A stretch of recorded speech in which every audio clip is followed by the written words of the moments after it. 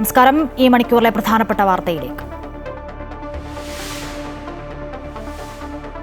ഭൂപതിവ് ചട്ടങ്ങൾക്ക് subject കമ്മിറ്റിയുടെ അംഗീകാരം. വിജ്ഞാപനം തിങ്കളാഴ്ച ഇറങ്ങും. പട്ടയഭൂമിയിൽ താമസിക്കുന്നവർക്ക് ആശ്വാസം. 95% ആളുകൾക്കും ക്രമവൽക്കരിക്കാൻ അപേക്ഷ വേണ്ട. വ്യവസ്ഥ ലംഘിച്ചവർ മാത്രം അപേക്ഷ നൽകിയാൽ മതി. ആഗോള അയ്യപ്പ സംഗമത്തിനൊരുങ്ങി പമ്പ. നാളെ രാവിലെ 9:30 മുഖ്യമന്ത്രി ഉദ്ഘാടനം ചെയ്യും. ആഗോള അയ്യപ്പ സംഗമത്തിന് ക്ഷേത്ര ഫണ്ട് ഉപയോഗിക്കാമെന്ന മലബാർ ദേവസ്വം ബോർഡ് ഉത്തരവ് സ്റ്റേ ചെയ്ത് ഹൈക്കോടതി. ശബരിമല സ്വർണ്ണപ്പാളി വിവാദത്തിൽ സഭ ബഹിഷ്കരിച്ച് പ്രതിപക്ഷം.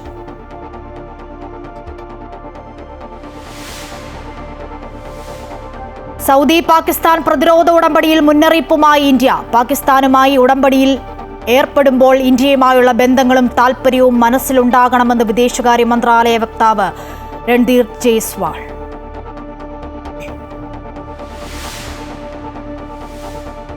വോട്ട് മോഷണ ആരോപണത്തിൽ രാജ്യവ്യാപക പ്രചാരണവുമായി കോൺഗ്രസ്. ഒരു വ്യക്തിക്ക് ഒരു വോട്ട് എന്ന മുദ്രാവാക്യവുമായി വോട്ട് ചോരി സിഗ്നേച്ചർ ക്യാമ്പയിന് പ്രിയങ്ക ഗാന്ധി തുടക്കം കുറിച്ചു. രാഹുൽ ഗാന്ധിക്കെതിരെ രൂക്ഷ വിമർശനവുമായി BJP.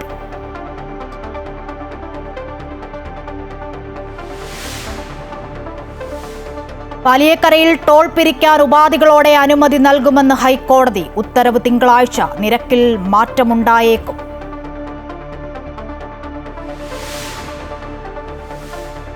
ഡൽഹി സർവകലാശാല യൂണിയൻ തെരഞ്ഞെടുപ്പിൽ ABVPക്ക് മിന്നും വിജയം. Aryaman president, Kunal Chaudhary secretary. General സീറ്റുകളിൽ SFI ഐസ സഖ്യത്തിന് തിരിച്ചടി. സംസ്ഥാനത്ത് ഭൂപതിവ് ചട്ട ഭേദഗതിക്ക് സർക്കാർ അംഗീകാരം. പട്ടയഭൂമിയിൽ താമസിക്കുന്നവർക്ക് ഇത് വലിയ ആശ്വാസമാകും. ചട്ടപ്രകാരം 95% ആളുകൾക്കും ക്രമവൽക്കരിക്കാൻ അപേക്ഷ നൽകേണ്ടതില്ലെന്ന് റവന്യൂ വകുപ്പ് മന്ത്രി കെ രാജൻ പറഞ്ഞു. വ്യവസ്ഥാലംഘനം നടത്തിയവർ മാത്രമേ അപേക്ഷ നൽകേണ്ടതുള്ളൂവെന്നും ക്രമവൽക്കരിക്കുന്ന ഭൂമി കൈയേറിയതാകരുതെന്നും വ്യവസ്ഥയുണ്ടെന്നും ചട്ടത്തിൽ ഉണ്ടെന്നും മന്ത്രി കെ രാജൻ വ്യക്തമാക്കി. അതല്ല ഇത് നേരത്തെയും വീടുകൾക്ക് റെഗുലറൈസ് ചെയ്യാൻ തീരുമാനിച്ചിട്ടില്ല. തെറ്റായൊരു വാർത്ത അങ്ങ് ഉണ്ടാക്കുകയാണ്. വീടുകളെന്ന് പറഞ്ഞത് ഇപ്പോൾ ഉദാഹരണത്തിന് റബ്ബർ കൾട്ടിവേഷൻ ചട്ടം 961 പ്രകാരം ഉള്ള സ്ഥലത്ത് ഒരാൾ വീട് വെച്ചു. അയാൾക്ക് വീട് റെഗുലറൈസ് ചെയ്യാൻ ഈ ചട്ടത്തിലേക്ക് വരേണ്ടി വരും. എന്നാൽ 64 ചട്ടമാണ് ഇടുക്കി ഉൾപ്പെടെയുള്ള ജില്ലകളിൽ മഹാഭൂരിപക്ഷവും. അവരുടെ ഓപ്ഷനിൽ തന്നെ ചട്ടത്തിൽ തന്നെ വീട് അനുവദിച്ചിട്ടുണ്ട്. 93 ചട്ടമാണ് പിന്നെ കൊടുത്തിട്ടുള്ള ഏറ്റവും കൂടുതൽ ചട്ടങ്ങൾ. അതിലും വീട് അനുവദിച്ചിട്ടുണ്ട്. അപ്പോൾ കേരളത്തിൽ അനുവദിക്കപ്പെട്ട പട്ടയങ്ങളുടെ പൊതുവായ കണക്കെടുക്കുമ്പോൾ അതിലെല്ലാം വീടെന്ന ഓപ്ഷൻ കൂടിയുണ്ട്. അവർ പിന്നെ റെഗുലറൈസ് ചെയ്യേണ്ട കാര്യമില്ല. അനാവശ്യമായിട്ടുള്ള ഒരു ആശങ്ക ഉണ്ടാക്കേണ്ട എന്നുള്ളത് കൊണ്ട് നിയമത്തിൽ പറഞ്ഞ ചട്ടത്തിൽ ഞങ്ങൾ പ്രസിദ്ധീകരിക്കുന്ന അന്ന് തന്നെ പറഞ്ഞ കാര്യമാണ്. പക്ഷേ ഒരു എക്സ്പ്ലനേഷൻ കൊടുത്തു. ഞങ്ങൾ റവന്യൂ വകുപ്പിൻ്റെ ജീവനക്കാരെ കുറിച്ചിട്ടുള്ളൊരു പൊതു പരാതി ഉണ്ടല്ലോ, ഇത് പിന്നെ വീണ്ടും പരിശോധിക്കാൻ നിൽക്കുന്നത്. അങ്ങനെ ഒരു പ്രയാസം ഉണ്ടാകണ്ടെന്ന് കരുതി ഒരു എക്സ്പ്ലനേഷൻ കൊടുത്തതാണ്. ഡൽഹി സർവകലാശാല യൂണിയൻ തെരഞ്ഞെടുപ്പിൽ ABVPക്ക് മിന്നും വിജയം. ആര്യൻമാനാണ് പ്രസിഡന്റ്. സെക്രട്ടറിയായി കുണാൽ ചൌധരിയും ജോയിന്റ് സെക്രട്ടറിയായി ദീപിക ഛായും വിജയിച്ചു. വൈസ് പ്രസിഡന്റ് സ്ഥാനത്തേക്ക് NSUI സ്ഥാനാർത്ഥി രാഹുൽ ചൽസ ജയിച്ചു. സർവകലാശാല തെരഞ്ഞെടുപ്പിലെ ജനറൽ സീറ്റുകളിൽ SFI ഐസ സഖ്യം വലിയ തിരിച്ചടിയാണ് നേരിട്ടത്. അതേസമയം സർവകലാശാലയ്ക്ക് കീഴിലെ Zakir Hussain college, Delhi college of social work എന്നിവിടങ്ങളിലെ പ്രസിഡന്റ്, ജനറൽ സെക്രട്ടറി പോസ്റ്റുകളിൽ SFI വിജയിച്ചു. തെരഞ്ഞെടുപ്പ് കമ്മീഷനെതിരെ നിലപാട് കടുപ്പിച്ച് രാഹുൽ ഗാന്ധി. വോട്ട് മോഷണം, വോട്ടർ പട്ടിക ക്രമക്കേട് എന്നിവയിൽ കൂടുതൽ തെളിവുകൾ വരും ദിവസങ്ങളിൽ പുറത്തുവിടാൻ തന്നെയാണ് തീരുമാനം. ഹരിയാന, ഉത്തർപ്രദേശ് തുടങ്ങിയ സംസ്ഥാനങ്ങളിലെ വിവരങ്ങളാകും പുറത്തുവിടുക. കമ്മീഷന്റെ അടുത്ത നീക്കവും നിർണായകമാണ്. വോട്ട് മോഷണം, വോട്ടർ പട്ടിക ക്രമക്കേട് എന്നിവയിൽ ഗുരുതര ആരോപണമാണ് തെരഞ്ഞെടുപ്പ് കമ്മീഷനെതിരെ രാഹുൽ ഗാന്ധി ഉന്നയിച്ചുകൊണ്ടിരിക്കുന്നത്. വിഷയത്തിൽ 2 തവണ മാധ്യമങ്ങളെ കണ്ട രാഹുൽ ഗാന്ധി നിരവധി തെളിവുകളാണ് പുറത്തുവിട്ടത്. എന്നാൽ തെറ്റായൊന്നും സംഭവിച്ചിട്ടില്ല എന്നും അടിസ്ഥാനരഹിതമായ ആരോപണങ്ങളാണ് പ്രതിപക്ഷ നേതാവ് പുറത്തുവിടുന്നതെന്നുമാണ് തെരഞ്ഞെടുപ്പ് കമ്മീഷന്റെ നിലപാട്. കർണാടകയിലെ മഹാരാഷ്ട്രയിൽ വിഷയങ്ങൾ നേരത്തെ പരിശോധിച്ചതാണെന്നും ആരോപണങ്ങളിൽ കഴമ്പില്ലെന്നുമാണ് കമ്മീഷൻ വ്യക്തമാക്കുന്നത്. ഫാക്ട് ചെക്ക് എന്ന പേരിൽ 3 കാര്യങ്ങൾക്ക് മാത്രം മറുപടി പറഞ്ഞു. ആലന്ത് മണ്ഡലത്തിലെ ക്രമക്കേട് സംബന്ധിച്ച ആരോപണത്തിന് തെരഞ്ഞെടുപ്പ് കമ്മീഷന്റെ മറുപടി കോൺഗ്രസ് അല്ലേ മണ്ഡലത്തിൽ ജയിച്ചതെന്നാണ്. ആരോപണങ്ങൾക്ക് വസ്തുതാപരമായി കമ്മീഷൻ മറുപടി പറയുന്നില്ല എന്ന കോൺഗ്രസിന്റെ നിലപാടിന് ശക്തി പകരുന്നതാണ് ഇത്തരം പ്രതികരണങ്ങൾ. കമ്മീഷൻ വിഷയത്തിൽ രാഷ്ട്രീയമായാണ് മറുപടി പറയുന്നതെന്ന് കോൺഗ്രസ് ആരോപിക്കുന്നു. കമ്മീഷന്റെ നീക്കങ്ങൾക്ക് BJP പിന്തുണയുണ്ടെന്നും കോൺഗ്രസ് പറയുന്നു. അതേസമയം തെരഞ്ഞെടുപ്പ് കമ്മീഷന്റെ അടുത്ത നീക്കം നിർണായകമാണ്. കൂടുതൽ മണ്ഡലങ്ങളുടെ വിവരങ്ങൾ രാഹുൽ ഗാന്ധി പുറത്തുവിടുന്ന പശ്ചാത്തലത്തിൽ കമ്മീഷൻ മുന്നൊരുക്കങ്ങൾ ആരംഭിച്ചിട്ടുണ്ട്. അമൃത ന്യൂസ്, ന്യൂഡൽഹി. വോട്ടുമോഷണ ആരോപണത്തിൽ രാജ്യവ്യാപക പ്രചാരണത്തിന് കോൺഗ്രസ് തുടക്കമിടുന്നു. വോട്ട് ചോരി സിഗ്നേച്ചർ ക്യാമ്പയിൻ എന്ന പേരിൽ ആരംഭിച്ച പ്രചാരണത്തിന് പ്രിയങ്ക ഗാന്ധി തുടക്കമിട്ടു. ഒരു വ്യക്തിക്ക് ഒരു വോട്ട് എന്നതാണ് കോൺഗ്രസ് മുദ്രാവാക്യം. അതിനിടെ രാഹുൽ ഗാന്ധിയെ രൂക്ഷമായി വിമർശിച്ച മുതിർന്ന BJP നേതാവ് രവിശങ്കർ പ്രസാദ് രംഗത്തെത്തി. തെറ്റായ ആരോപണങ്ങൾ ഉന്നയിച്ച് വസ്തുതകളെ ഇല്ലായ്മ ചെയ്യുന്നത് രാഹുൽ ഗാന്ധിയുടെ സ്വഭാവമാണെന്ന് രവിശങ്കർ പ്രസാദ് കുറ്റപ്പെടുത്തി. മഹാരാഷ്ട്രയിലും കർണാടകയിലും രാഹുൽ ഗാന്ധി ഉയർത്തിയ വോട്ടുമോഷണ ക്രമക്കേട് ആരോപണങ്ങൾ രാജ്യവ്യാപകമായി പ്രചാരണ വിഷയമാക്കുകയാണ് കോൺഗ്രസ്. ഒരു വ്യക്തിക്ക് ഒരു വോട്ട്, അതാണ് കോൺഗ്രസിന്റെ മുദ്രാവാക്യം. വോട്ടുമോഷണത്തിനെതിരെ കോൺഗ്രസ് ആരംഭിച്ച ഒപ്പുശേഖരണ പ്രചാരണത്തിന് പ്രിയങ്ക ഗാന്ധി MP തുടക്കം കുറിച്ചു. ഓരോ വ്യക്തിയുടെയും വോട്ട് സംരക്ഷിക്കാൻ പാർട്ടി പ്രതിജ്ഞാബദ്ധമാണെന്ന് പ്രിയങ്ക ഗാന്ധി പറഞ്ഞു. ഭരണഘടനാ മൂല്യങ്ങൾ സംരക്ഷിക്കുന്നതാണ് ഇന്ത്യൻ ജനാധിപത്യത്തിന്റെ അടിത്തറ. അതിനുവേണ്ടി പാർട്ടി നിലകൊള്ളുമെന്നും പ്രിയങ്ക വ്യക്തമാക്കി. All of you to join our vote chori signature campaign. Just as every vote counts, every signature counts, every one of your voice standing up for democracy, standing up for the constitutional values which we are fighting for our constitution counts. Indian ജനാധിപത്യത്തെ ദുർബലപ്പെടുത്താനുള്ള ശ്രമമാണ് ഇപ്പോൾ നടക്കുന്നതെന്ന് പ്രിയങ്ക കുറ്റപ്പെടുത്തി. അതിനിടെ രാഹുൽ ഗാന്ധിയെ രൂക്ഷമായി വിമർശിച്ച് കൂടുതൽ BJP നേതാക്കൾ രംഗത്തെത്തി. നിരവധിയായ കള്ളങ്ങൾ രാഹുൽ ഗാന്ധി പ്രചരിപ്പിക്കുകയാണെന്ന് മുതിർന്ന BJP നേതാവും MP-യുമായ രവിശങ്കർ പ്രസാദ് പറഞ്ഞു. വസ്തുതകളെ വളച്ചൊടിക്കുകയാണ് രാഹുൽ ചെയ്യുന്നത്. രാഹുൽ പറയുന്ന അതേ രീതിയിൽ പ്രതികരിക്കാൻ തന്റെയോ പാർട്ടിയുടെയോ സംസ്കാരം അനുവദിക്കില്ലെന്ന് മുൻ കേന്ദ്രമന്ത്രി വ്യക്തമാക്കി. कितना तथ्यों को तोड़ मड़ोड़ कर रखेंगे, शब्दों का प्रयोग कर सकता हूं, लेकिन राहुल गांधी जी न वो मेरे संस्कार न मेरी पार्टी के संस्कार है. लेकिन देश के लोकतंत्र को आप धोखा दे रहे हैं. मैंने सदन में कई बार कहा है, संसद में कहा है. രാഹുൽ ആരോപണമുന്നയിച്ച കർണാടകയിൽ ആരാണ് ഭരിക്കുന്നത്? പിഴവുകൾ സംഭവിച്ചുവെങ്കിലും ക്രമക്കേടുണ്ടെങ്കിലും സർക്കാരിന് ഇടപെടാനാകുമായിരുന്നില്ലേ എന്ന് രവിശങ്കർ പ്രസാദ് ചോദിച്ചു. ഏതായാലും രാഹുൽ ഗാന്ധി ഉയർത്തുന്ന ആരോപണങ്ങളെ അതേ നാണയത്തിൽ തന്നെ പ്രതിരോധിക്കാനാണ് BJP തീരുമാനം. അതുകൊണ്ട് തന്നെ ശക്തമായ പ്രതികരണങ്ങൾ വരും ദിവസങ്ങളിലും ഉണ്ടാകും. അമൃത ന്യൂസ്, ന്യൂഡൽഹി. പാകിസ്ഥാനുമായുള്ള സൗദി അറേബ്യയുടെ പ്രതിരോധ ഉടമ്പടിയിൽ മുന്നറിയിപ്പുമായി ഇന്ത്യ. പാകിസ്ഥാനുമായി ഉടമ്പടിയിൽ ഏർപ്പെടുമ്പോൾ ഇന്ത്യയുമായുള്ള ബന്ധങ്ങളും താൽപര്യവും മനസ്സിലുണ്ടാകണമെന്ന് വിദേശകാര്യ മന്ത്രാലയ വക്താവ് പറഞ്ഞു. പാകിസ്ഥാൻ സൗദി പ്രതിരോധ കരാർ സംബന്ധിച്ച് വിശദമായി പരിശോധിച്ചു വരികയാണെന്ന് കേന്ദ്ര സർക്കാർ വ്യക്തമാക്കിയതിനു പിന്നാലെയാണ് വിദേശകാര്യ മന്ത്രാലയത്തിന്റെ പ്രതികരണം. പാകിസ്ഥാൻ സൗദി അറേബ്യ പ്രതിരോധ ഉടമ്പടിയിൽ ആശങ്ക രേഖപ്പെടുത്തിക്കൊണ്ട് തന്നെയാണ് ഇന്ത്യ മുന്നറിയിപ്പ് നൽകിയത്. പാകിസ്ഥാനുമായി ഇത്തരത്തിലുള്ള കരാറുകളിൽ ഏർപ്പെടുമ്പോൾ ഇന്ത്യയുമായുള്ള താൽപര്യങ്ങളും സഹകരണവും മനസ്സിലുണ്ടാകണമെന്ന് വിദേശകാര്യ വക്താവ് രൺധീർ ജയ്സ്വാൾ പറഞ്ഞു. വിശാലമായ സൗഹൃദം നിലനിർത്തിപ്പോരുന്ന രാജ്യങ്ങളാണ് ഇന്ത്യയും സൗദി അറേബ്യയും. വർഷങ്ങളായി ഇത് തുടരുകയാണ്. ഇത്തരം കരാറുകളിൽ ഏർപ്പെടുമ്പോൾ അക്കാര്യങ്ങൾ കൂടി ചിന്തയിലുണ്ടാകണമെന്ന് ജയ്സ്വാൾ വ്യക്തമാക്കി. India and Saudi Arabia, we have a wide-ranging strategic partnership which has deepened in the last several years considerably. We expect that this strategic partnership will keep in mind mutual interest and sensitivities. കഴിഞ്ഞ ദിവസമാണ് പാകിസ്ഥാനും Saudi അറേബ്യയും തമ്മിൽ പ്രതിരോധ ഉടമ്പടിയിൽ ഒപ്പുവെച്ചത്. ഉടമ്പടി പ്രകാരം പാകിസ്ഥാനെയോ Saudi അറേബ്യയോ ഏതെങ്കിലും ഒരു രാജ്യം ആക്രമിച്ചാൽ ഇരു രാജ്യങ്ങൾക്കെതിരായ ആക്രമണമായി കാണണമെന്നുള്ളതാണ് വ്യവസ്ഥ. ഇസ്രയേൽ ആക്രമണമുണ്ടായ പശ്ചാത്തലത്തിലാണ് ഇത്തരമൊരു കരാർ ഉണ്ടാക്കിയതെങ്കിലും ഇന്ത്യ പാകിസ്ഥാൻ അതിർത്തി പ്രശ്നം നിലനിൽക്കുന്നതിനാൽ കരാർ വലിയ പ്രതിസന്ധി ഉണ്ടാക്കും. അതിർത്തി കടന്ന് ഭീകരർ ഇന്ത്യയിലെത്തുന്നത് പാകിസ്ഥാന്റെ പിന്തുണയോടുകൂടിയാണ്. പഹൽഗാം സംഭവത്തിലും അത് തെളിയിക്കപ്പെട്ടതാണ്. അത്തരമൊരു സാഹചര്യത്തിൽ പാകിസ്ഥാനെതിരായ നിലപാടുകൾ എടുക്കുമ്പോൾ ഇത്തരം കരാറുകൾ വിലങ്ങുതടിയാകും. അതുകൊണ്ടുകൂടിയാണ് ഇന്ത്യയുമായുള്ള സൗഹൃദം ഓർക്കണമെന്ന മുന്നറിയിപ്പ് വിദേശകാര്യ മന്ത്രാലയം നൽകുന്നത്. അമൃത ന്യൂസ്, ന്യൂഡൽഹി. ഇറാനിലെ ഇന്ത്യൻ നിയന്ത്രണത്തിലുള്ള ചബഹാർ തുറമുഖ പദ്ധതിക്ക് നൽകിയ ഇളവുകൾ അമേരിക്ക പിൻവലിക്കും. ഈ മാസം 29 മുതൽ ഇളവുകൾ പിൻവലിക്കാനാണ് തീരുമാനം. അമേരിക്കൻ നടപടി തുറമുഖത്തിന്റെ സാമ്പത്തിക പ്രവർത്തനങ്ങളിൽ നിർണായക പങ്കുള്ള ഇന്ത്യക്ക് കനത്ത തിരിച്ചടിയാകും. പാകിസ്ഥാനെ ആശ്രയിക്കാതെ അഫ്ഗാനിസ്ഥാൻ, ഇറാൻ, മറ്റ് മധ്യേഷ്യൻ രാജ്യങ്ങളുമായി ഇന്ത്യക്ക് വാണിജ്യ ഇടപാട് നടത്താൻ സഹായകരമായ തുറമുഖമാണ് ചബഹാർ. തുറമുഖത്തിന് നൽകിയ ഇളവുകൾ അമേരിക്ക പിൻവലിക്കുമ്പോൾ ഇന്ത്യയെ അത് കാര്യമായി ബാധിക്കുമെന്നത് ഉറപ്പാണ്. ഇറാന് മേൽ ഉപരോധം കടുപ്പിക്കുന്നതിന്റെ ഭാഗമായാണ് ചബഹാർ തുറമുഖത്തിന് ട്രംപ് ഉപരോധം ഏർപ്പെടുത്തുന്നത്. ഇറാനിലെ നിസ്താർ, ബലൂചിസ്ഥാൻ പ്രവിശ്യയിലെ ആഴക്കടൽ തുറമുഖമാണ് ചബഹാർ. രാജ്യാന്തര ഗതാഗത ഇടനാഴി സ്ഥാപിക്കാനുള്ള ത്രികക്ഷി കരാറിൽ ഇന്ത്യയും ഇറാനും ഒപ്പുവച്ചിരുന്നു. 2016 മെയ്യിൽ പ്രധാനമന്ത്രി നരേന്ദ്രമോദിയുടെ ഇറാൻ സന്ദർശന വേളയിലായിരുന്നു അത്.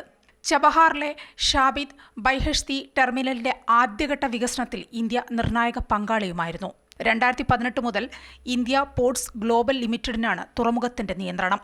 തുറമുഖ വികസനത്തിന് $120 മില്യൺ വായ്പ ഇന്ത്യ ഉറപ്പുവരുത്തിയിരുന്നു. ചബഹാർ തുറമുഖ ഉപരോധം വരുന്നതിലൂടെ ഇന്ത്യയുടെ നിക്ഷേപങ്ങളും തുലാസിലാവും. 2024-25 ഇന്ത്യ തുറമുഖത്തിന് 100 കോടി രൂപ വായ്പയും അനുവദിച്ചിരുന്നു. ഏതായാലും പാകിസ്ഥാനെ മറികടന്നുകൊണ്ട് വ്യാപാരബന്ധം മെച്ചപ്പെടുത്താനുള്ള ഇന്ത്യൻ നീക്കങ്ങൾക്കും ഇന്ത്യൻ നിക്ഷേപങ്ങൾക്കും ട്രംപിന്റെ നീക്കം വലിയ തിരിച്ചടിയാവും. News desk, Amrita news. Malabar ദേവസ്വത്തിന് തിരിച്ചടി. ആഗോള അയ്യപ്പ സംഗമത്തിന് ക്ഷേത്ര ഫണ്ട് ഉപയോഗിക്കാമെന്ന ദേവസ്വം ബോർഡ് ഉത്തരവ് ഹൈക്കോടതി സ്റ്റേ ചെയ്തു. അയ്യപ്പ സംഗമത്തിൽ പങ്കെടുക്കാൻ പോകുന്നവർക്ക് തനത് ഫണ്ട് ഉപയോഗിക്കാമെന്ന മലബാർ ദേവസ്വം ബോർഡിന്റെ ഉത്തരവാണ് സ്റ്റേ ചെയ്തത്. മലബാർ ദേവസ്വം ബോർഡിന് കീഴിലുള്ള ജീവനക്കാർക്ക് പമ്പയിലേക്ക് പോകാനുള്ള യാത്രാ ചെലവടക്കം ക്ഷേത്രങ്ങളുടെ തനത് ഫണ്ടിൽ നിന്ന് വിനിയോഗിക്കാമെന്നായിരുന്നു ഉത്തരവ്. അയ്യപ്പ സംഗമത്തിൽ പങ്കെടുക്കുന്ന ബോർഡ് അംഗങ്ങളുടെയും ഉദ്യോഗസ്ഥരുടെയും ഏരിയ കമ്മിറ്റി അംഗങ്ങളുടെയും യാത്ര, ഭക്ഷണ ചെലവ് എന്നിവയ്ക്കായി ക്ഷേത്ര ഫണ്ടിൽ നിന്നും എന്തിനു ചെലവഴിക്കണമെന്ന് ഹൈക്കോടതി ചോദിച്ചു. മലബാർ ദേവസ്വം ബോർഡിന്റെ ഈ തീരുമാനം ദൗർഭാഗ്യകരമെന്ന് കോടതി നിരീക്ഷിച്ചു. എന്തിന് ഇത്തരം ഉത്തരവിറക്കിയെന്ന് മലബാർ ദേവസ്വം ബോർഡിനോട് കോടതി ചോദിച്ചു.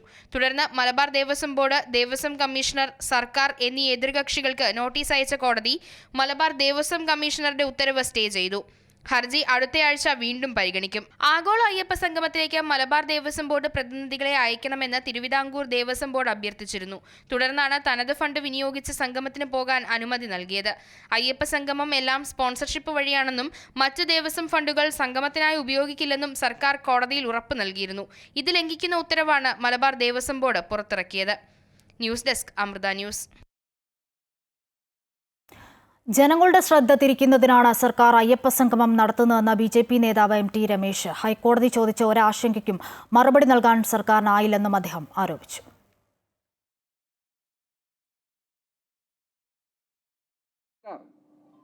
ചില നാടകങ്ങളുമായി രംഗത്ത് വന്നിട്ടുള്ളത്, അത്തരമൊരു നാടകമാണ് സർക്കാർ സംഘടിപ്പിക്കുന്ന അയ്യപ്പ സംഗമം. ഞങ്ങൾ നേരത്തെ തന്നെ ഈ സംഗമത്തെക്കുറിച്ച് നിലപാട് വിശദീകരിച്ചിട്ടുള്ളതാണ്. ഞങ്ങൾ മുമ്പോട്ട് വെച്ചിട്ടുള്ള നിലപാട് തന്നെയാണ് കോടതിയും പറഞ്ഞിട്ടുള്ളത്. ഇതിൻ്റെ സാങ്കത്യത്തെ ഹൈക്കോടതി ചോദ്യം ചെയ്തു. പിന്നെ ഒരു സർക്കാർ സംഘടിപ്പിക്കുന്ന ഒരു പരിപാടി വേണ്ട എന്ന് കോടതിക്ക് പറയാൻ കഴിയില്ല എന്നുള്ളത് കൊണ്ട് മാത്രമാണ് കോടതിയിൽ നിന്ന് അത്തരം അഭിപ്രായം വന്നിട്ടുള്ളത്. പക്ഷേ ഈ സംഗമം നടത്തുന്ന സാങ്കത്യം എന്താണ്, ഇതിൻ്റെ ഉദ്ദേശശുദ്ധി എന്താണ്, ഇതൊക്കെ കോടതി ചോദിച്ചു. ഈ ചോദ്യങ്ങൾക്കൊന്നും ഉത്തരം പറയാൻ ബഹുമാനപ്പെട്ട കേരള ഹൈക്കോടതി ചോദിച്ച ഏതെങ്കിലും ഒരു ചോദ്യത്തിന് സംസ്ഥാന സർക്കാരിന് മറുപടി പറയാൻ സാധിച്ചോ? സാധിച്ചില്ലല്ലോ. ഈ ചോദ്യങ്ങളെല്ലാം ഞങ്ങൾ നേരത്തെ ചോദിച്ചിട്ടുള്ളതാണ്. ഞങ്ങൾക്ക് ഉത്തരം കിട്ടിയിട്ടില്ല. ഞങ്ങൾ വിചാരിച്ചു കോടതിയിലെങ്കിലും ഉത്തരവുണ്ടാകും. കോടതിക്കും ഉത്തരവില്ല. ശബരിമലയിലെ അടിസ്ഥാന സൗകര്യ വികസനത്തിന് കോടിക്കണക്കിന് രൂപ ചിലവഴിച്ച് ശബരിമലയിൽ അയ്യപ്പ സംഗമം നടത്തേണ്ട ആവശ്യമില്ലെന്ന് കുമ്മനം രാജശേഖരൻ. അയ്യപ്പ സംഗമം സംബന്ധിച്ച് ധവളപത്രം പുറത്തിറക്കാൻ സർക്കാർ തയ്യാറാണോ എന്നും ചോദിച്ചു. തെരഞ്ഞെടുപ്പ് അടുത്തപ്പോൾ സർക്കാർ പൊടിക്കൈയുമായി എത്തിയിരിക്കുകയാണ്. ശബരിമലയിൽ നടന്നിരിക്കുന്ന തട്ടിപ്പുകളെയും ക്രമക്കേടുകളെക്കുറിച്ചും സർക്കാർ നിശബ്ദത പാലിക്കുകയാണെന്നും കുമ്മനം രാജശേഖരൻ പറഞ്ഞു. 7 കോടി രൂപ ചെലവഴിച്ച് നാളെ പമ്പയിൽ അയ്യപ്പ സംഗമം നടക്കുകയാണ്. ഈ അയ്യപ്പ സംഗമം ചർച്ച ചെയ്യുന്ന വിഷയങ്ങൾ ഒന്ന്, അടിസ്ഥാന സൗകര്യം, ക്ഷേമപ്രവർത്തനങ്ങൾ, തിരക്ക് നിയന്ത്രിക്കാനുള്ള സംവിധാനം, ശബരിമല ഒരാഗോള ടൂറിസം കേന്ദ്രമായി വികസിപ്പിക്കുക. ഈ 3 കാര്യങ്ങൾ സംബന്ധിച്ച് വളരെ വ്യക്തമായ രൂപരേഖകൾ ദേവസ്വം ബോർഡിൻ്റെയും സർക്കാരിൻ്റെയും മുമ്പിലുണ്ട്. ഇതൊരു പുതിയ കാര്യമല്ല. അതിന് 7 കോടി രൂപ ചെലവഴിച്ച ഒരു അയ്യപ്പ സംഗമം നടത്തേണ്ട യാതൊരുവിധ ആവശ്യവുമില്ല. നാളിതുവരെ കൈക്കൊണ്ട നടപടികൾ സംബന്ധിച്ച്, ചെലവഴിച്ചിട്ടുള്ള പണം, കിട്ടിയിട്ടുള്ള പണം, ഇതൊക്കെ സംബന്ധിച്ച് ഉള്ള വിവരങ്ങൾ വെളിപ്പെടുത്താൻ സർക്കാരും ദേവസ്വം ബോർഡും തയ്യാറുണ്ടോ? 4 കിലോ സ്വർണം കാണാനില്ല എന്നുള്ളത് വളരെ വ്യക്തമായ രേഖയാണ്. അതേക്കുറിച്ച് എന്തുകൊണ്ട് ദേവസ്വം ബോർഡ് പ്രസിഡന്റൊന്നും സംസാരിക്കുന്നില്ല? 4 കിലോ സ്വർണം എന്ന് പറയുന്നത് ചെറിയ കാര്യമാണ്. 4 കിലോ നഷ്ടപ്പെട്ടു എന്ന് പറയുമ്പോൾ അതേക്കുറിച്ച് അന്വേഷണത്തിന് ഉത്തരവിടണ്ടേ? അതേക്കുറിച്ച് അന്വേഷിക്കാൻ സർക്കാർ മുൻകൈയെടുക്കണ്ടേ? ഹൈക്കോടതിയെയും സുപ്രീം കോടതിയെയും കബളിപ്പിച്ചുകൊണ്ടാണ് സർക്കാർ ആഗോള അയ്യപ്പ സംഗമം സംഘടിപ്പിക്കുന്നതെന്ന് ഹിന്ദു ഐക്യവേദി സംസ്ഥാന അധ്യക്ഷൻ RV ബാബു പറഞ്ഞു. ഭക്തരുടെ വിശ്വാസം തകർത്ത സർക്കാർ നടത്തുന്നത് തികഞ്ഞ രാഷ്ട്രീയ പരിപാടിയാണെന്നും കർമ്മസമിതി general convener SJ R Kumar വ്യക്തമാക്കി. അയ്യപ്പന്റെ ഒരു ചിത്രം പോലും ഇല്ലാതെ മുഖ്യമന്ത്രിയുടെയും ദേവസ്വം മന്ത്രിയുടെയും ചിത്രങ്ങൾ വെച്ചുള്ള പരസ്യങ്ങളാണ് അയ്യപ്പ സംഗമത്തിന്റേതെന്ന് ശബരിമല കർമ്മസമിതി ഭാരവാഹികൾ വ്യക്തമാക്കി. ശബരിമല കർമ്മസമിതിയുടെ നേതൃത്വത്തിൽ 22-ന് പന്തളത്ത് നടക്കുന്ന ശബരിമല സംരക്ഷണ സംഗമത്തിൽ ശബരിമല ബന്ധപ്പെട്ട എല്ലാ വിഭാഗങ്ങളും പങ്കെടുക്കുമെന്നും ഇവർ അറിയിച്ചു. അയ്യപ്പ സംഗമം അപരവൽക്കരണത്തിനെതിരെ സംഘടിപ്പിക്കുന്ന സംഘമാണോ? മാനവികതയ്ക്ക് വേണ്ടി സംഘടിപ്പിക്കുന്ന സംഘമാണോ? തികഞ്ഞ രാഷ്ട്രീയ പരിപാടിയാണെന്നല്ലേ അതിനർത്ഥം. ഇതൊരു കാര്യം. ഇപ്പോൾ ഹോർഡിങ്സ് ഇറക്കിയിട്ടുണ്ട് വ്യാപകമായി എല്ലാ ക്ഷേത്രങ്ങളുടെയും മുമ്പിൽ ബോർഡ്. എവിടെയാ അവിടെ അയ്യപ്പൻ? നിങ്ങൾ കണ്ടോ അയ്യപ്പനെ? അതിൻ്റെ മൂലക്കൽ ഇരുത്തിയിട്ടുണ്ട്. ഇപ്പം മൂലക്കൽ അയ്യപ്പനാ. അയ്യപ്പനേക്കാൾ വലിയ പ്രാധാന്യത്തോടെ ഈ ബോർഡിൽ പ്രത്യക്ഷപ്പെട്ടിരിക്കുന്നത്, കൊടുത്തിരിക്കുന്നത് പിണറായി വിജയന്റെയും വാസവന്റെയും ഫോട്ടോയാണ്. ശബരിമല അയ്യപ്പൻ.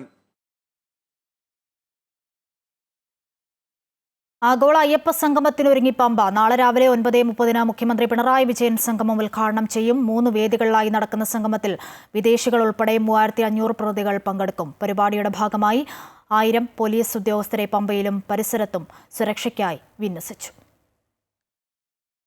പമ്പ മണൽപ്പുറത്തെ പ്രധാന വേദിക്ക് പുറമെ ഹിൽ ടോപ്പിലും ശ്രീരാമസാകേതം ഓഡിറ്റോറിയത്തിലുമായാണ് അയ്യപ്പ സംഗമവുമായി ബന്ധപ്പെട്ട പരിപാടികൾ നടക്കുന്നത്.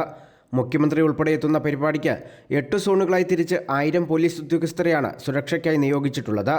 മേൽനോട്ട ചുമതല DIG അജിത ബീഗം നിർവഹിക്കും. സംഗമത്തിന് വേണ്ടിയുള്ള ഒരുക്കങ്ങൾ പൂർത്തിയായതായും സംഗമം വലിയ വിജയമാകുമെന്നും Devaswom board president PS Prashanth പറഞ്ഞു. ഉദ്ഘാടന സമ്മേളനത്തിന് ശേഷം 3 വേദികളിലായി നടക്കുന്ന സെമിനാറുകളിൽ ശബരിമല മാസ്റ്റർ പ്ലാൻ, തീർത്ഥാടന ടൂറിസം, തിരക്ക് നിയന്ത്രണം എന്നിവയിൽ ചർച്ചകൾ നടക്കും. ഹൈപ്പവർ കമ്മിറ്റി അംഗങ്ങൾ, മുതിർന്ന ഉദ്യോഗസ്ഥർ, നയരൂപീകരണ വിദഗ്ധർ, പ്രമുഖ പോലീസ് ഉദ്യോഗസ്ഥർ, ആരോഗ്യ വിദഗ്ധർ, സാങ്കേതിക പങ്കാളികൾ തുടങ്ങിയവർ ചർച്ചയിൽ പങ്കെടുക്കും. ഉയർന്നുവരുന്ന അഭിപ്രായങ്ങൾ വിലയിരുത്തി പിന്നീട് ഫണ്ട് കണ്ടെത്തി ഓരോ പദ്ധതിയും നടപ്പിലാക്കാനാണ് ദേവസ്വം ബോർഡ് തീരുമാനം. രാവിലെ 9 മുതൽ 11 വരെയാണ് ഉദ്ഘാടന സമ്മേളനം. തുടർന്നാണ് സമാന്തര സെഷനുകൾ. ഉച്ചഭക്ഷണത്തിനു ശേഷം ഗായകൻ വിജയ് യേശുദാസ് നയിക്കുന്ന സംഗീത പരിപാടിയുമുണ്ട്. വൈകിട്ട് 3:20 ചർച്ചകളുടെ സമാഹരണവും തുടർന്ന് സമാപന സമ്മേളനവും നടക്കും. ശേഷം പ്രതിനിധികൾക്ക് ശബരിമല ദർശനത്തിനും അവസരമുണ്ട്. വിവാദങ്ങൾ സംഗമത്തിൻ്റെ ശോഭ കെടുത്തില്ലെന്നാണ് ദേവസ്വം ബോർഡിൻ്റെയും സംസ്ഥാന സർക്കാരിൻ്റെയും വിശ്വാസം. അമൃത ന്യൂസ്, പത്തനംതിട്ട. ശബരിമല സ്വർണ്ണപ്പാളി വിഷയത്തിൽ നിയമസഭയിൽ അടിയന്തര പ്രമേയത്തിന് അനുമതി നിഷേധിച്ച സ്പീക്കർ. ഹൈക്കോടതിയുടെ പരിഗണനയിലിരിക്കുന്ന വിഷയം സഭയിൽ ചർച്ച ചെയ്യാനാകില്ലെന്ന് ചൂണ്ടിക്കാട്ടിയാണ് അവതരണാനുമതി നിഷേധിച്ചത്. ഗൗരവമേറിയ വിഷയം ചർച്ച ചെയ്യാത്ത സ്പീക്കറുടെ നിലപാടിൽ പ്രതിഷേധിച്ച് പ്രതിപക്ഷം സഭയിൽ നിന്നും ഇറങ്ങിപ്പോയി. ഹൈക്കോടതി സ്വമേധയാ എടുത്ത കേസാണെന്നും ചർച്ച തടയേണ്ട സാഹചര്യമില്ലെന്ന് അടിയന്തര പ്രമേയ നോട്ടീസ് നൽകിയ തിരുവഞ്ചൂർ രാധാകൃഷ്ണൻ MLA ആരോപിച്ചു.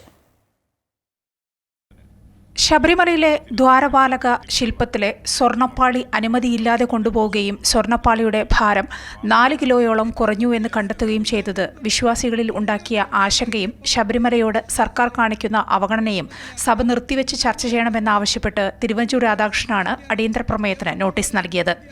എന്നാൽ ഹൈക്കോടതി കേസെടുത്തതിനാൽ അടിയന്തര പ്രമേയത്തിന് അനുമതി നൽകാനാവില്ലെന്ന് സ്പീക്കർ നിലപാടെടുത്തു. സ്വർണ്ണപ്പാളിയുടെ അളവിൽ 4 കിലോയുടെ കുറവുണ്ടായത് ഗുരുതരമായ വിഷയമാണെന്നും സർക്കാരും ദേവസ്വം ബോർഡും സ്വർണം അടിച്ചുമാറ്റിയവരെ സംരക്ഷിക്കുകയാണെന്നും ഗുരുതരമായ ഈ വിഷയം ചർച്ച ചെയ്യാത്ത സ്പീക്കറുടെ നിലപാടിൽ പ്രതിഷേധിച്ച് തങ്ങൾ വോക്കൌട്ട് നടത്തുകയാണെന്നും പ്രതിപക്ഷ നേതാവ് VD സതീശൻ അറിയിച്ചു. ഗൗരവതരമായി അയ്യപ്പ ഭക്തരെയും വിശ്വാസികളെയും മുഴുവൻ വിഷമത്തിലാക്കിയ ഗുരുതരമായ പ്രശ്നമാണ്. ഗവൺമെന്റ് അവരെ സംരക്ഷിക്കുകയാണ്, ദേവസ്വം ബോർഡ് അവരെ സംരക്ഷിക്കുകയാണ്. ഉത്തരവാദിത്തപ്പെട്ട ആളുകളുടെ പിന്തുണയോടുകൂടി 4 കിലോ സ്വർണം ശബരിമലയിൽ നിന്ന് അടിച്ചു മാറ്റിയിട്ട് ഈ സഭയിൽ ഇത് അനുവദിക്കില്ല എന്ന് പറയുന്നത് വളരെ തെറ്റായ ഒരു കീഴ്വഴക്കമാണ് സാർ. ഞങ്ങൾ അതിൽ പ്രതിഷേധിച്ച് ഞങ്ങൾ വോക്കൌട്ട് ചെയ്യുന്നു. ശബരിമലയിൽ നിന്നും 48 കിലോയുടെ സ്വർണ്ണപ്പാളി കൊണ്ടുപോയതിനു ശേഷം 38 കിലോയുടെ സ്വർണ്ണപ്പാളിയാണ് തിരികെ എത്തിച്ചതെന്നും ഹൈക്കോടതി സ്വമേധയാ എടുത്ത കേസായതിനാൽ അടിയന്തര പ്രമേയ ചർച്ച തടയേണ്ടതില്ലെന്നും പ്രമേയത്തിന് നോട്ടീസ് നൽകിയ തിരുവഞ്ചൂർ രാധാകൃഷ്ണൻ MLA പറഞ്ഞു. നിയമസഭയിൽ കോടതിയിൽ ചോദ്യം ചെയ്തിട്ടുള്ളത് നിയമസഭയിൽ ഉന്നയിച്ചിട്ടുണ്ട്. കോടതിയിൽ വരും എന്ന് പറഞ്ഞ് മാറ്റിവെക്കാൻ ശ്രമിച്ചിട്ട് പോലും നിയമസഭയിൽ അത് കൊണ്ടുവരുന്നതിനുള്ള സാഹചര്യം ഉണ്ടായിട്ടുണ്ട്. അപ്പോൾ ഇതുപോലുള്ളൊരു ഫ്ലിംസി തടസ്സം പറഞ്ഞ് യഥാർത്ഥത്തിൽ ഇന്നത്തെ അടിയന്തര പ്രമേയം തടയേണ്ട ഒരു കാര്യം ഉണ്ടായിരുന്നില്ല. ഇത് സമൂഹം ചർച്ച ചെയ്യട്ടെ.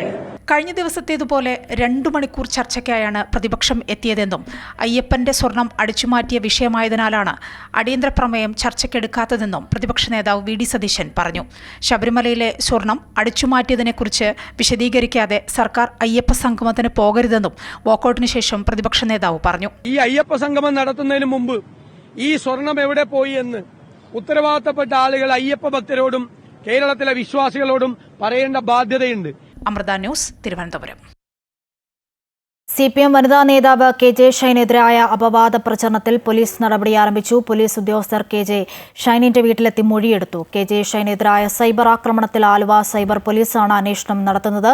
അപകീർത്തികരമായ വാർത്ത നൽകിയ ഓൺലൈൻ ചാനലിനും പത്രത്തിനുമെതിരെ കേസെടുത്തു. അപവാദ പ്രചരണങ്ങൾക്കെതിരെ KJ ഷൈൻ മുഖ്യമന്ത്രിക്കും DGPക്കും പരാതി നൽകിയതിന് പിന്നാലെയാണ് പോലീസ് നടപടി. KJ ഷൈന്റെ പറവൂരിലെ വീട്ടിലെത്തിയാണ് മൊഴിയെടുത്തത്. 1 മണിക്കൂറിലേറെ നേരം പോലീസ് മൊഴി രേഖപ്പെടുത്തി. ആരൊക്കെയാണ് സമൂഹമാധ്യമങ്ങൾ വഴി അധിക്ഷേപപരമായ പരാമർശങ്ങൾ നടത്തിയിട്ടുള്ളതെന്ന് ഷൈൻ മൊഴി നൽകിയിട്ടുണ്ട്. വനിതാ പോലീസിന്റെ സാന്നിധ്യത്തിലായിരുന്നു മൊഴിയെടുപ്പ്. സാമൂഹ്യ മാധ്യമങ്ങളിലെ അധിക്ഷേപ ലിങ്കുകൾ ഉൾപ്പെടെ ഷൈൻ തെളിവായി സമർപ്പിച്ചിരുന്നു. ഷൈനെതിരെ ആദ്യം പോസ്റ്റിട്ട ഗോപാലകൃഷ്ണൻ എന്ന വ്യക്തിയെയും കേസിൽ പ്രതി ചേർത്തു. 5 കോൺഗ്രസ് അനുകൂല പോർട്ടലുകൾക്കെതിരെയും കേസെടുത്തു. അപവാദ പ്രചരണത്തിന് കൂട്ടുനിൽക്കുന്നത് പറവൂരിലുള്ള കോൺഗ്രസ് നേതാക്കളാണെന്ന് KJ ഷൈൻ പ്രതികരിച്ചിരുന്നു. നിയമസഭാ സമ്മേളനം നടക്കുന്നു, അതിനകത്ത് നിരായുധരായിട്ട് പ്രതിപക്ഷം നിൽക്കുന്നു, ഒന്നും മിണ്ടാൻ കഴിയാത്ത അവസ്ഥ വരുന്നു. അപ്പോൾ ഇതിൽ നിന്ന് കുറച്ച് സമയത്തേക്കെങ്കിലും ഒന്ന് ഒരു അറ്റൻഷൻ ഡൈവേർട്ട് ചെയ്യാനുള്ള ഒരു ശ്രമത്തിൻ്റെ ഭാഗമായിട്ട് എന്നെ ഒരു കരുവാക്കി ഉപയോഗിച്ചു. പറവൂരിലെ കോൺഗ്രസിൻ്റെ എല്ലാ പ്രവർത്തനങ്ങളും നിയന്ത്രിക്കുന്നത് MLA ഓഫീസും അദ്ദേഹവും തന്നെയാണ്. അദ്ദേഹം അറിയാതെ ഒരു ഈച്ച പോലും ഇവിടെ അനങ്ങില്ല. പക്ഷേ ഇവിടുത്തെ പഴയ മൂല്യബോധമുള്ള കുറേ കോൺഗ്രസ്സുകാരുണ്ട്. അവരൊക്കെ സൈഡ് ലൈൻ ചെയ്യപ്പെട്ട കുറേ കോൺഗ്രസ്സുകാർ ഇവിടെ ഉണ്ട്. അവരിലൊരാളാണ് എന്നോട് ഈ കാര്യം പറഞ്ഞത്. ടീച്ചർക്കെതിരെ ഒരു ബോംബ് വരുന്നുണ്ട്, ശ്രദ്ധിക്കണം. അമൃത ന്യൂസ്, കൊച്ചി. KJ ഷൈനെതിരായ സൈബർ ആക്രമണം പിന്നിൽ CPM എന്ന് ആവർത്തിച്ച് എറണാകുളം DCC പ്രസിഡന്റ് മുഹമ്മദ് ഷിയാസ്. ജില്ലാ സെക്രട്ടറിയെ ഒളിക്യാമറയിൽ കുടുക്കിയ പാർട്ടിയാണ് CPM. അന്ന് ഇതിനു പിന്നിൽ ഉണ്ടായിരുന്നവർ പലരും ഇന്ന് ജില്ലാ നേതൃത്വത്തിലുണ്ടെന്നും ഷിയാസ് പറഞ്ഞു. എവിടെ നിന്നാണ് ഷൈൻ ടീച്ചർക്ക് ഇത് കോൺഗ്രസ് ആണ് അല്ലെങ്കിൽ പ്രതിപക്ഷ നേതാവിൻ്റെ മണ്ഡലത്തിൽപ്പെട്ട ഒരാളെന്നുള്ള രീതിയിൽ, ജനപ്രതിനിധി എന്നുള്ള രീതിയിൽ അവർക്ക് ഈ കാലഘട്ടത്തിനിടയിൽ എവിടെയെങ്കിലും അവരെക്കുറിച്ചൊരു മോശമായ ഏതെങ്കിലും ഒരു കോൺഗ്രസ് നേതാവ് അല്ലെങ്കിൽ ആ പറവൂരിലെ ഏതെങ്കിലും ഒരു കോൺഗ്രസ് പ്രവർത്തകൻ ഇവർക്കെതിരായി സംസാരിച്ചിട്ടുണ്ട്? അപ്പൊ ഇതൊന്നുമല്ല, ഇത് CPMന്റെ അധികാര രാഷ്ട്രീയത്തിന്റെ ഭാഗമായി ഉണ്ടായ അവരുടെ ഇടയിലുള്ള പ്രശ്നമാണ്. അത് അവർക്ക് നന്നായി അറിയാം. ഈ വിഷയം എത്ര ദിവസക്കാലമായി നിങ്ങൾ മാധ്യമ പ്രവർത്തകർ ഉൾപ്പെടെ നിങ്ങൾക്ക് അറിവ് കിട്ടിയിട്ട് എത്ര ദിവസമായി? 1, 2, 3 ദിവസമല്ലല്ലോ, 14 ദിവസക്കാലമായി. എനിക്ക് അറിവ് കിട്ടിയിട്ട് 14 ദിവസക്കാലമായി. ഞങ്ങൾ ആരെങ്കിലും ഇതിനെക്കുറിച്ചിട്ട്, ഞാൻ അത്ര അഗ്രസീവായി പറയുന്ന ഒരാളല്ലേ CPMനെതിരായി. അങ്ങനെ ഒരു വിഷയം കിട്ടിയാൽ അത് തെളിവുണ്ടെന്നുണ്ടെങ്കിൽ പറയുന്നതിന് ഞങ്ങൾക്ക് എന്താ കുഴപ്പം? പക്ഷെ തെളിവില്ലാത്തൊരു കാര്യം നമുക്ക് എങ്ങനെ പറയാൻ കഴിയുക?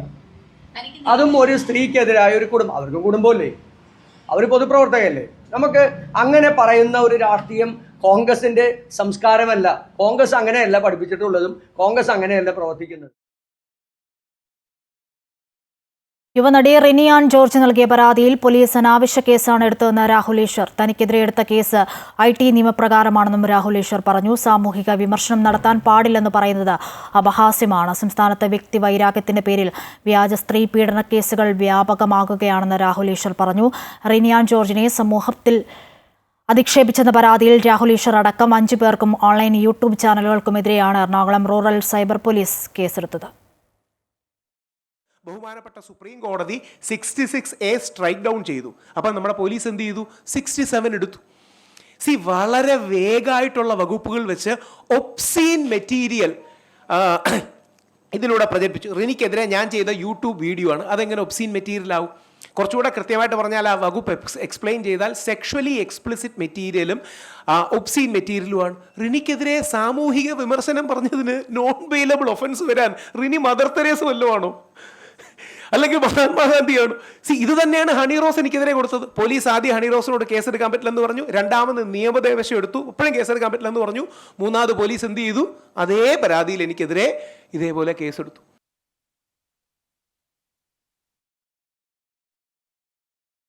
കോഴിക്കോട് മെഡിക്കൽ കോളേജ് ICU പീഡനക്കേസിൽ പ്രതിഷേധം ശക്തമാക്കാൻ ഒരുങ്ങിയ അതിജീവിത. തന്നെ ഭീഷണിപ്പെടുത്തിയ ആശുപത്രി ജീവനക്കാരെ വീണ്ടും കോഴിക്കോടേക്ക് കൊണ്ടുവന്നതിനെതിരെയാണ് പ്രതിഷേധം. മന്ത്രി വീണ ജോർജിന്റെ തിരുവനന്തപുരത്തെ വസതിയിലേക്ക് സമരം നടത്തുമെന്ന് അതിജീവിത പറഞ്ഞു. സർക്കാർ പ്രതികളെ സംരക്ഷിക്കുകയാണെന്നാണ് അതിജീവിതയുടെ ആരോപണം.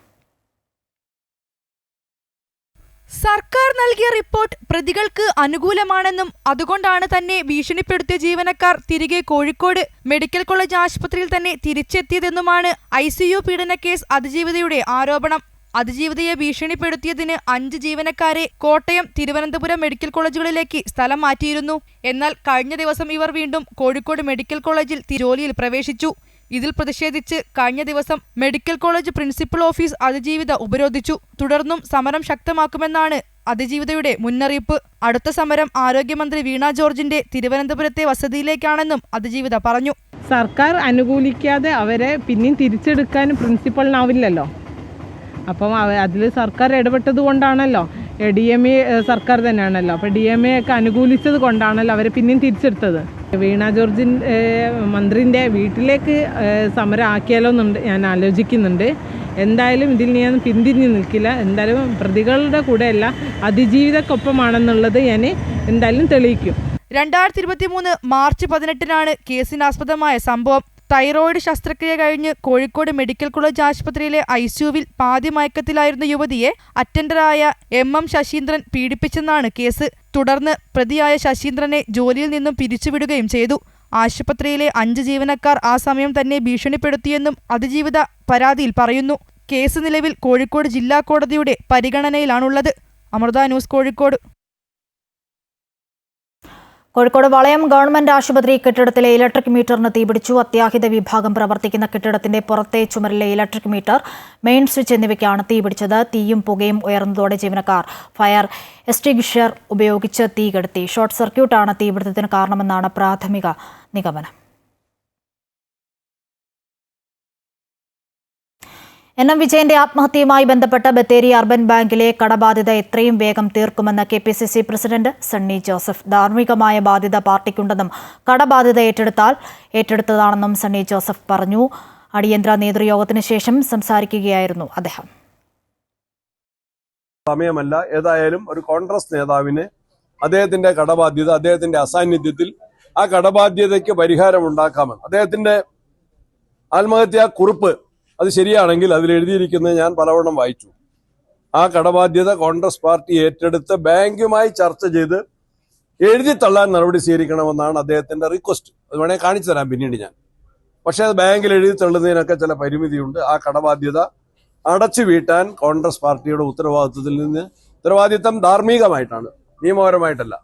അത് ഞങ്ങൾ പറഞ്ഞിട്ടുണ്ടെങ്കിൽ അതനുസരിച്ച് തന്നെ ആ കടബാധ്യത എത്രയും വേഗം ആ കടബാധ്യത, അർബൻ ബാങ്കിലെ കടബാധ്യത ഞങ്ങൾ തന്നെ അടച്ചു വീട്ടുന്നതാണ്. കോൺഗ്രസ് വയനാട് ഘടകത്തിലെ ചില സംഭവങ്ങൾ വേദനിപ്പിക്കുന്നതാണെന്ന് KC വേണുഗോപാൽ MP. തെറ്റ് ചെയ്തവർ ഉണ്ടെങ്കിൽ പാർട്ടി കൃത്യമായി നടപടിയെടുക്കും. അയ്യപ്പ സംഗമം കാപഢ്യമാണെന്നും KC വേണുഗോപാൽ വയനാട്ടിൽ പറഞ്ഞു. നിർഭാഗ്യരായിപ്പോയി. വയനാട്ടിലെ സംഭവങ്ങളിൽ കോൺഗ്രസ് പാർട്ടിക്കകത്ത് 1-2 സംഭവങ്ങൾ ഞങ്ങളെ വേദനിപ്പിച്ച സംഭവങ്ങളാണ്. അത് ആവർത്തിക്കാതിരിക്കാനുള്ള എല്ലാവിധമായ മുൻകരുതലുകളും പാർട്ടി എടുക്കുമെന്നുള്ളതിൽ സംശയമില്ല. അത് പാർട്ടിയുടെ സംവിധാനം KPCC പ്രസിഡന്റിൻ്റെ അടുത്തുണ്ട്. പാർട്ടി സംവിധാനം ഇന്റേണലായിട്ട് ഇത്തരം കാര്യങ്ങൾ കൃത്യമായി സൂക്ഷ്മമായി നിരീക്ഷിച്ചുകൊണ്ടിരിക്കുന്നുണ്ട്. ആരെങ്കിലും കുഴപ്പം കാണിച്ചാൽ ആ കുഴപ്പം കാണിക്കുന്നവരെ അംഗീകരിച്ച് മുന്നോട്ട് പോവില്ല. കേന്ദ്ര സഹമന്ത്രി സുരേഷ് ഗോപി പരിഹസിച്ച ആനന്ദവല്ലിക്ക് ആശ്വാസവുമായി കരുവന്നൂർ ബാങ്ക്. തനിക്ക് പണം കിട്ടിയെന്നും സുരേഷ് ഗോപിയെ കാണുന്നതിന് പകരം ബാങ്ക് അധികൃതരെ കണ്ടാൽ മതിയെന്നുമായിരുന്നു ആനന്ദവല്ലി പറഞ്ഞത്. കരുവന്നൂർ ബാങ്കിൽ നിക്ഷേപിച്ച തുക തിരിച്ചു കിട്ടണമെന്നാവശ്യപ്പെട്ട് കേന്ദ്രമന്ത്രിയെ സമീപിച്ചപ്പോഴാണ് അധികം വർത്തമാനം പറയേണ്ടെന്നും പണം വേണമെങ്കിൽ മുഖ്യമന്ത്രിയെ കാണുമെന്നും സുരേഷ് ഗോപി പറഞ്ഞത്. കഴിഞ്ഞ ദിവസം ഇരിങ്ങാലക്കുടയിൽ നടന്ന കലുങ്ക് സൗഹൃദ സംഗമത്തിൽ വെച്ചായിരുന്നു സംഭവം. കോഴിക്കോട് ഉള്ളിയേരി പഞ്ചായത്ത് സെക്രട്ടറിക്കെതിരെ ഭീഷണി പ്രസംഗവുമായി മുസ്ലിം ലീഗ് നേതാവ്. കൊല്ലം സ്വദേശിയായ പഞ്ചായത്ത് സെക്രട്ടറി സുനിൽ ഡേവിഡിനെതിരെയാണ് മുസ്ലിം ലീഗ് ബാലുശ്ശേരി നിയോജക മണ്ഡലം പ്രസിഡന്റ് സാജിദ് കൊറോത്തിന്റെ ഭീഷണി. കൊല്ലത്ത് നിന്നും 2 കാലിലാണ് സെക്രട്ടറി ഉള്ളേരിക്ക് വന്നതെങ്കിൽ വീൽ ചെയറിൽ നാട്ടിലേക്ക് പോകേണ്ടി വരുമെന്ന് ഭീഷണിപ്പെടുത്തി. അശാസ്ത്രീയമായ വാർഡ് വിഭജനത്തിലും തദ്ദേശ സ്വയംഭരണ തെരഞ്ഞെടുപ്പ് വോട്ടർ പട്ടികയിലെ പഞ്ചായത്ത് സെക്രട്ടറിയുടെ പക്ഷാപാതപരമായ നിലപാടിലും പ്രതിഷേധിച്ച് UDF സംഘടിപ്പിച്ച പരിപാടിയിൽ പ്രസംഗിക്കുകയായിരുന്നു സാജിദ്.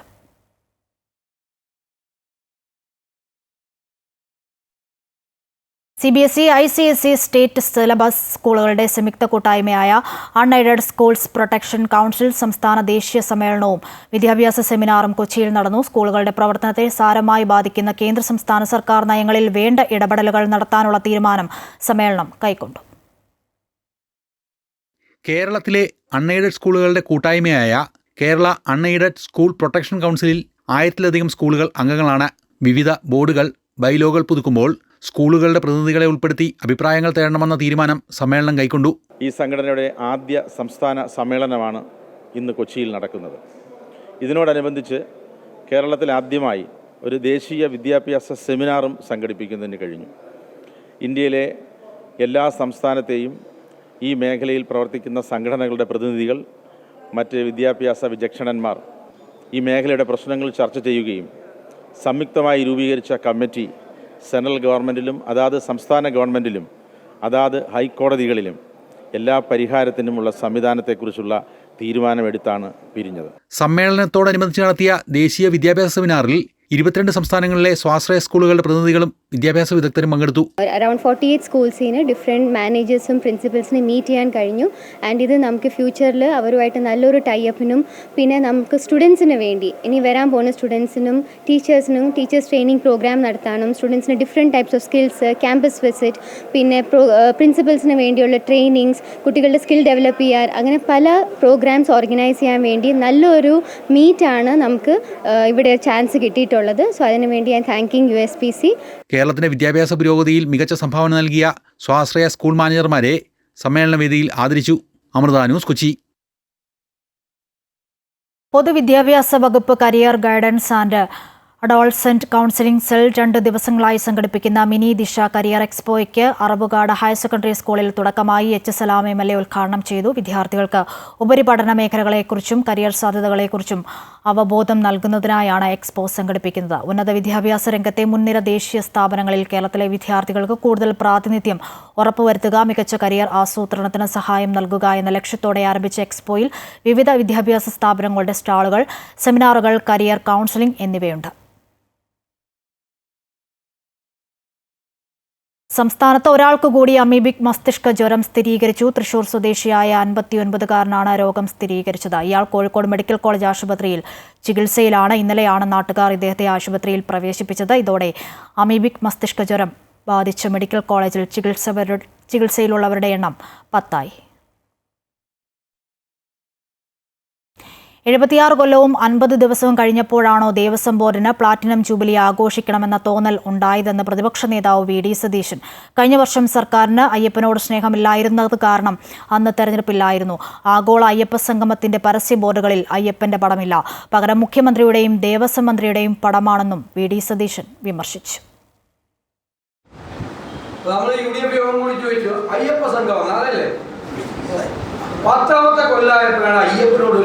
പ്രീതി പിണറായി സർക്കാർ ഞാൻ പറഞ്ഞ പുരസ്കാരം നന്നായെന്നാണ് എൻ്റെ അഭിപ്രായം. എന്താ അറിയോ, ആരെയും മറന്നിരിക്കരുത് പഴയ ശബരിമലയിലെ കാര്യം ഇല്ലേ? ഞാൻ പറഞ്ഞത് ശരിയല്ലേ? ഇപ്പൊ എല്ലാവരും ഓർത്തു പണ്ട് പണി ചെയ്ത പണിയല്ല. നമ്മൾ UDF 3 കാര്യങ്ങൾ മുന്നോട്ട് വെച്ചു. എന്താ മുന്നോട്ട് വെച്ചത്? ഇപ്പൊ ഉണ്ടായിരിക്കുന്ന ഈ അയ്യപ്പനോടുള്ള കപടഭക്തി എന്താണെന്ന് നമുക്ക് അറിയണം. ഒന്നാമത്തെ ചോദ്യം, നമ്മൾ UDF സർക്കാർ കൊടുത്ത ആചാര അനുഷ്ഠാനങ്ങൾ പാലിക്കുന്നതിന് വേണ്ടി സുപ്രീം കോടതിയിൽ കൊടുത്തൊരു സത്യവാങ്മൂലം, ഇവർ അധികാരത്തിൽ വന്നതിന് ശേഷം ആ സത്യവാങ്മൂലം തിരുത്തി ആചാര ലംഘനം അവിടെ നടക്കാൻ വേണ്ടിയിട്ടുള്ള സൗകര്യം ചെയ്തു കൊടുക്കും. നമ്മുടെ ചാമ്പ്യൻസ് ബോട്ട് ലീഗ് 5ാം സീസണിലെ ആദ്യ മത്സരത്തിൽ വിയ്യപുരം ചുണ്ടൻ ജേതാക്കൾ. കൈനകരി പമ്പയാറ്റിൽ നടന്ന ആവേശ പോരാട്ടത്തിൽ 9 ചുണ്ടൻ വള്ളങ്ങളാണ് മാറ്റുരച്ചത്. ഫൈനലിൽ VBC, PBC നിരണം ക്ലബ്ബുകൾ തമ്മിൽ നടന്ന ആവേശ പോരാട്ടത്തിൽ വില്ലേജ് ബോട്ട് ക്ലബ്ബ് തുഴഞ്ഞ വിയ്യപുരം വിജയം പിടിച്ചെടുക്കുകയായിരുന്നു. നെഹ്റു ട്രോഫിയിൽ ഇത്തവണ ജലരാജാവായ വിയ്യപുരം CBLിലെ ആദ്യ മത്സരത്തിലും തങ്ങളുടെ കരുത്ത് കാട്ടി. അതേസമയം സ്വന്തം തട്ടകത്തിൽ നടന്ന മത്സരത്തിൽ വില്ലേജ് ബോട്ട് ക്ലബ്ബ് കൈനകരിക്ക് തുഴയെറിയാൻ സാധിക്കാതെ പോയത് ജലോത്സവ പ്രേമികളെ നിരാശയിലാഴ്ത്തി. മത്സരങ്ങളുടെ ഉദ്ഘാടനം മന്ത്രി മുഹമ്മദ് റിയാസ് നിർവഹിച്ചു. ഡിസംബർ 14 കൊല്ലത്താണ് IPL മാതൃകയിൽ നടക്കുന്ന CBL ലീഗ് മത്സരങ്ങൾ സമാപിക്കുന്നത്.